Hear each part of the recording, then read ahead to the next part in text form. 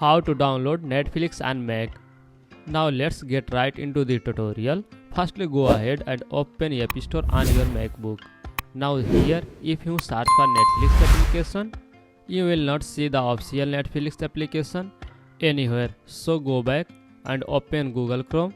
Since I already have it installed on my Mac, now in the search bar, search for netflix.com. You will be led to the official web page of Netflix. Here, tap on the three dot on the top right of your screen and you will see an option for cast, save and share. Now place your cursor there and you will see the option for create shortcut. Tap on that and in the pop-up that appears, tap on the create option and with this Netflix will be installed on your Mac. You can see I now have Netflix application on my dock.